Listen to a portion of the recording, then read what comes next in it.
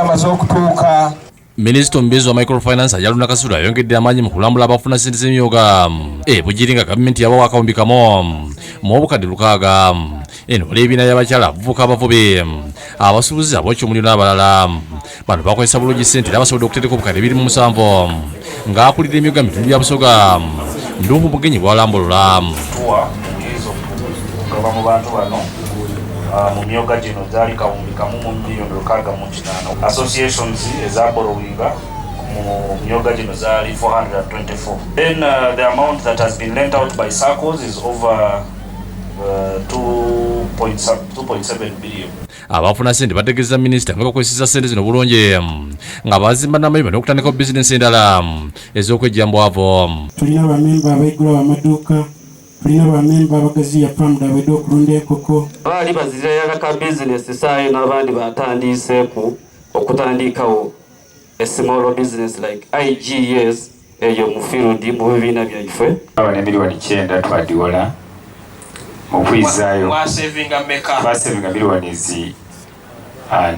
Bayongeddeko nti olw'okuba abantu bangi abeetaaga ssente z'emyoga buli lunaku basaba gavumenti okubongera ku ssente okusobozesa buli mmemba okufuna.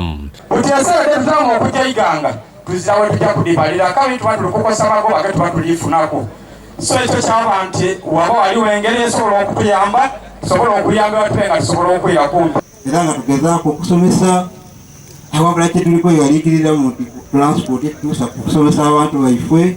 Minisita Kasola abakuutidde okutereka ssente ze buli lunaku n'alabula abanatwala ssente batazikomyawo kakuba jjotoka. Tayingiza ssente buli lunaku wanika mwe abatawanise mu myoga mwanonamu ki? Kubanga ssente z'emyoga zaba bayingiza ssente buli lunaku. Ababoda, abatakisi, bamakanika, aba restaurant, ba vendors baani. Olwa minisita akwasisa bulunula ssente z'emyoga pikipiki ze babagulidde.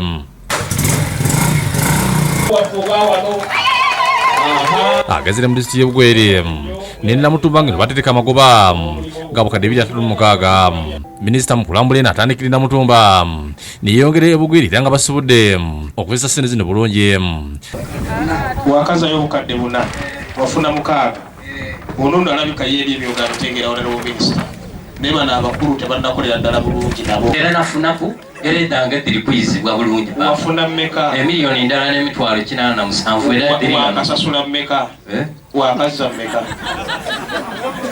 Kakati poyinti enkulu mukwe okukwataganira wamu kubanga zino ssente sizaali za kugabana ate gye mukoma okubeera abangi mu ssako yammwe gye mukoma n'okufunamu. Amyuka radesi w'Ebugweri Janet Mulindo asabye minisita ab'obudde bazisa okwongera okulondoola entambula ya ssente z'emyoga.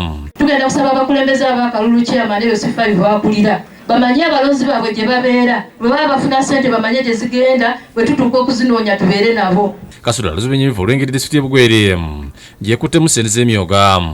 Okuyimirira mu batono gati nzaala disi w'Ebugweri nga emyoga bakoze bubi nakyo kiyinza obutakuweesa kitiibwa. Bulega Stephen yakusakidde Green ku Bwabukedde TV.